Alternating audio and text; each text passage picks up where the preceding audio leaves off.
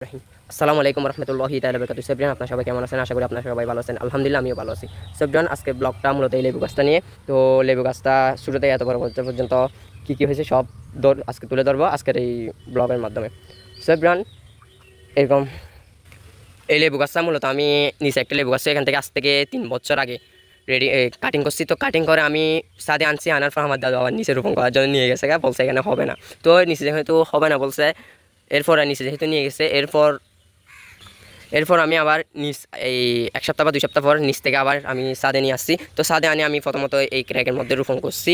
এই ক্র্যাকের মধ্যে রোপণ করে আমি ওই জায়গায় আনারস গাছ আছে, এর পাশে লোহা আছে, এই জায়গার মধ্যে আমি রোপণ করে প্রায় 1 বছর বা 1 বছর প্লাস 2 বছরের ভিতর ধরেন এখানে ছিল, উপর দিয়ে নেটটা ছিল। আর এখানে তেমন রোদ পড়ে না, সেজন্য গাছের গ্রোথ তেমন ভালো আসেনি। এমনি এরকম ভালো আসছে, এত বড় সাইজ হয়েছে।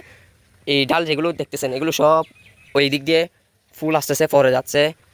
এগুলো সব এরকম কালেং পাতা যেগুলো দেখতেছেন এগুলো সব এদিকে ছিল, তখন সবুজ সবুজ এরকম সুন্দর সুন্দর পাতা সব এরকম হয়ে গেছে। তো এরকম হওয়ার পর ফল অনেকগুলো ফুল আসার পর, পুরা গাছে একদম ফুল আসার পর ফল ধরতেছে না, পরে যাচ্ছে ছোটো ছোটো হয়ে।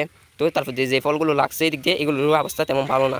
তো এরকম গ্রোথও ভালো আসেনি, গ্রোথ না লাগার কারণে তো এরকম নষ্ট হয়ে যাচ্ছে। যেহেতু এদিক থেকে আমি গাছটা এদিকে নিয়ে আসছি, মূলত নিয়ে আসছি যে রোদের কারণে না, আমি নিয়ে আসছি গাছ এটা কাটবে সেজন্য এদিক দিয়ে নিয়ে আসছি। এদিকে আনার পর দেখতেছি এদিকে আনার 2 হতে 3 সপ্তাহ পর মাশাআল্লাহ গাছের গ্রোথ অনেক ভালো। 2 হতে 3 সপ্তাহ পর না, প্রায় 1 হতে 2 সপ্তাহ পর আসে দেখতেছি আমি গাছের গ্রোথ মাশাআল্লাহ অনেক ভালো হয়েছে, মানে রোদ পড়ার জন্য। এই ডাল যেগুলো দেখতেছেন সবগুলো এদিকে আনার পর এরকম ছোটো ছোটো হয়ে বের হয়েছে, দেখেন এই ডালগুলো বের হয়েছে, আবার এর কিছুদিন পর ফুল আসছে ডালগুলোর মধ্যে। তো ফুলগুলোর মধ্যে দেখতেছি মাশাআল্লাহ ফল, মানে লেবু ভালো মতে ফলন হচ্ছে। তো লেবুর গ্রোথও ভালো আছে। আর ওদিক দিয়ে রুট ছিল যে সামের মধ্যে ছিল গাছ, তো তখনের লেবুটা দেখেন আর এখনের লেবুগুলো দেখেন গ্রোথ কীরকম। তো এই লেবুটার আর এই লেবুটার মধ্যে দেখে বুঝেন তো রুটের মধ্যে কেমন ভিটামিন।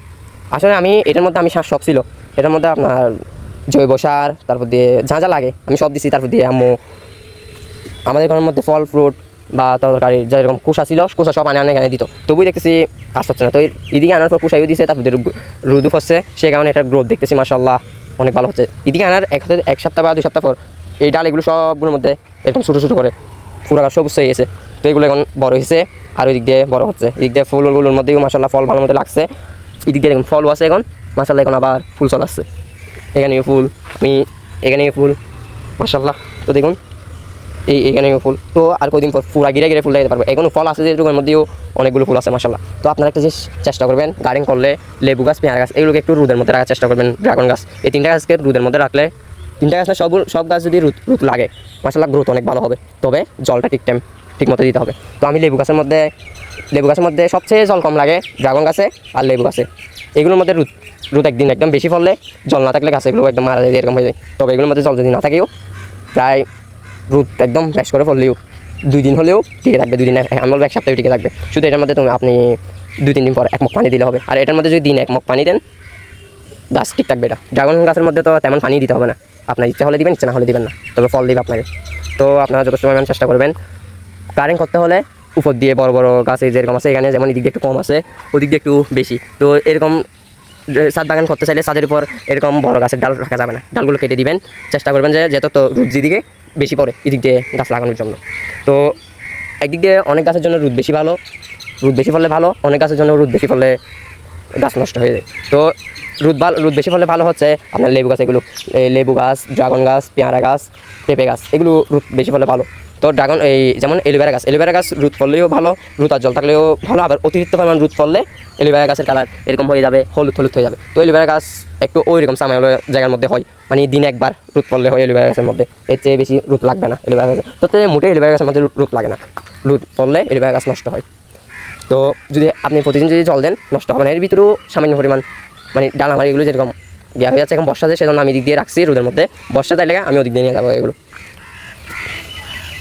সেটা আপনারা যদি গার্ডেন করেন, এই লেবু গাছ, ছাদ বাগানের মধ্যে যদি লেবু গাছ, পেয়ারা গাছ, ড্রাগন গাছ এগুলো লাগিয়ে দিয়েছেন আপনারা, রোদ যেদিকে আছে বেশি এদিক দিয়ে আপনারা ড্রাগন গাছ, পেয়ারা গাছ, লেবু গাছ এগুলো লাগিয়ে দেবেন। এগুলো লাগিয়ে দিলে আপনারা যথেষ্ট ফল পাবেন।